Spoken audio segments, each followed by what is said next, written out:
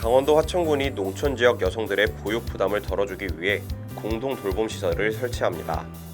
화천군에 따르면 유촌리 바로바로 커뮤니티 센터 1층을 리모델링해 농촌 공동 아이돌봄 센터로 조성합니다.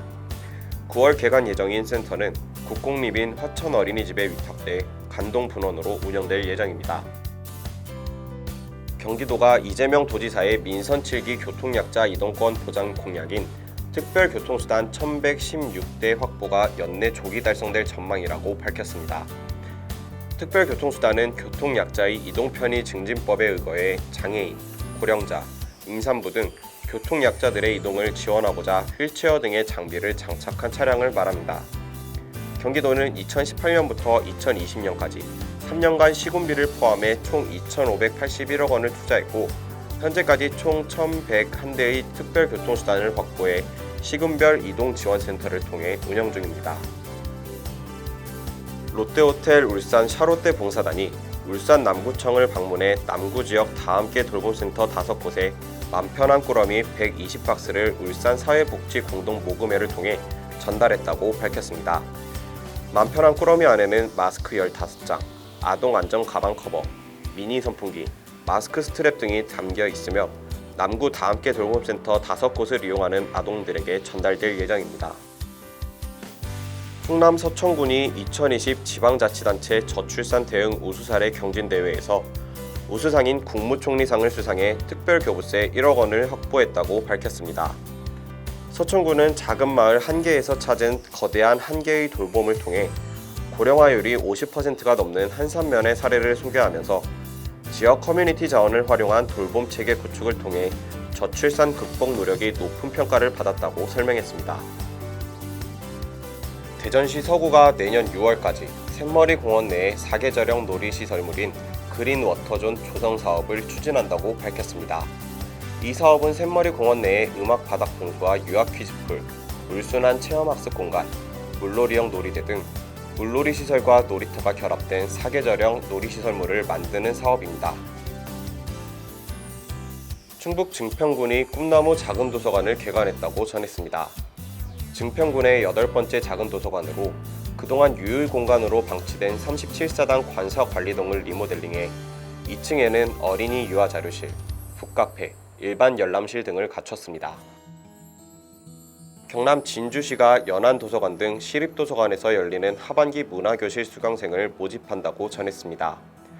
오는 9월부터 11월까지 운영하는 하반기 문화교실은 6세 이하부터 일반인을 대상으로 198명을 모집합니다. 광주시 교육청이 2020학년도 장애학생 여름방학 학교가 오는 17일까지 진행된다고 밝혔습니다. 2010년도부터 시행해온 장애학생 여름방학 학교는 방학기간 장애학생들의 교육활동 단절을 최소화하고 학부모들의 경제적 부담을 줄이기 위한 교육복지 정책의 일환으로 시행 중입니다. SK 인천 석유화학은 코로나19 장기화에 따라 올해 하반기 사회공헌 활동을 언택트 방식으로 전환한 하이 워크투게더 프로그램을 실시한다고 밝혔습니다. SK 인천 석유화학은 한국과학창의재단, 굿네이버스와 함께 인근 5개 초등학교 학생 100여 명을 대상으로 온라인 과학교실을 운영할 계획이라고 전했습니다. 교육부가 집중호우에 따른 피해를 최소화하기 위해 호우경보가 내려진 지역의 유치원과 초등학교, 중학교, 특수학교 등을 대상으로 원격 수업 전환을 권장했습니다.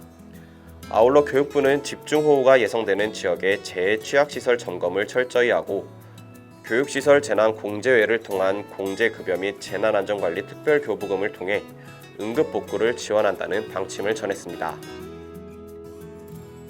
광주문화재단이 문화예술교육지원센터에서 어린이와 청소년 100여 명을 대상으로 지역 예술가들과 온라인으로 놀잇감을 만드는 비대면 예술놀이 프로젝트 키드키트를 진행한다고 밝혔습니다. 프로그램은 집안의 집, 나만의 아지트를 만드는 콘셉트로 집에서 온라인 채널을 활용해 예술가와 참여자 간 양방향 소통으로 진행됩니다. 경남 김해교육지원청이 2020년 김해 행복교육지구 온라인 박람회 해피클릭 행사를 진행했다고 전했습니다. 박람회는 1,400여 명의 학생, 교원, 학부모, 마을 교사 및 지역민을 대상으로 진행됐습니다. 온라인 박람회는 초중고 학생 대상 온라인 개회식을 시작으로 온라인 체험 부스 운영, 온라인 프로젝트 팀들의 온라인 발표회로 이뤄졌습니다. 울산형 혁신학교인 북구 호계초등학교는 2년째 교무행정 전담팀을 운영하며 담임 교사들이 오롯이 수업에만 전념할 수 있도록 힘쓰고 있다고 전했습니다. 호계초 관계자는 전담팀 덕분에 행정 업무가 줄어든 담임 교사들은 오후 시간을 활용해 학생 상담과 개별 지도, 학부모 상담을 이어가며 수업과 생활 교육에 전념한다고 전했습니다. 이에 울산시 교육청은 이 같은 학교 업무 방식을 확산시키기 위해 학교별 교무행정 전담팀을 만들고 관련 연수를 진행할 예정이라고 전했습니다. 부산시 과학교육원이 오는 11월 20일까지 초중고교의 과학 및 발명 동아리 학생들을 대상으로 학교로 찾아가는 발명교실, 도전 나도 발명가 프로그램을 운영한다고 밝혔습니다. 부산시 과학교육원은 발명 전문 강사들이 학교를 방문해 각 동아리 학생들에게 발명대회 참가하기, 아이디어 구상 및 보완하기, 아이디어 검색하기 등 발명과 관련한 정보를 제공하고 발명 실습 교육을 진행할 예정이라고 전했습니다.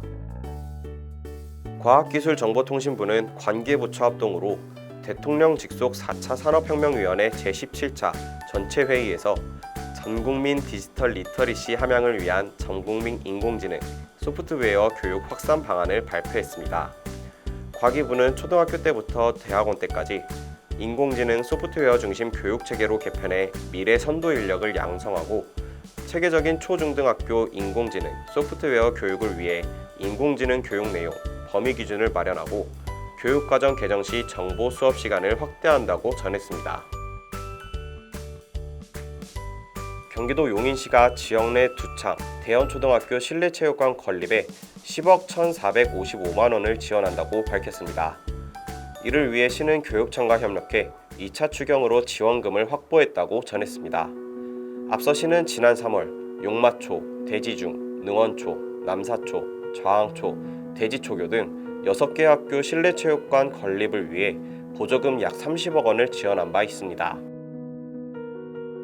코이카 영월 글로벌 인재교육원이 제천 소재 지역아동센터 6곳에서 세계 시민교육 시리즈 프로그램을 진행하는 교육기부 활동을 펼친다고 전했습니다. 세계 시민교육 시리즈는 미래 세대가 다양한 지구촌 문제에 관심을 가지고 문제 해결을 위해 적극적으로 행동하는 세계 시민으로 성장할 수 있도록 지원하는 맞춤 체험형 교육 프로그램입니다. 경남 남해군이 초등학생 종일 돌봄을 위한 다함께 돌봄센터 직영 1호점을 개소했다고 전했습니다. 남해초등학교 인근에 위치한 다함께 돌봄센터에는 센터장 1명과 돌봄교사 2명이 상주하며 기초학습, 독서지도, 특기적성 등 아동들을 위한 다양한 프로그램을 운영합니다. 경북도 교육청이 기초학력 격차 해소를 위해 여름방학 중 초등학교 177개 교에서 기초학력 튼튼 교실을 운영한다고 전했습니다.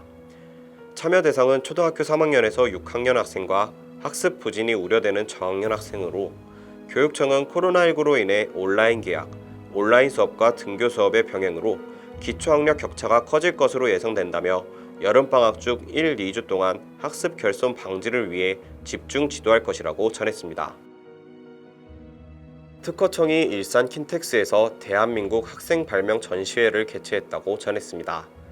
특허청은 대통령상 등 총 295건의 수상작을 선정하고 온라인 전시회를 병행했다고 전했습니다.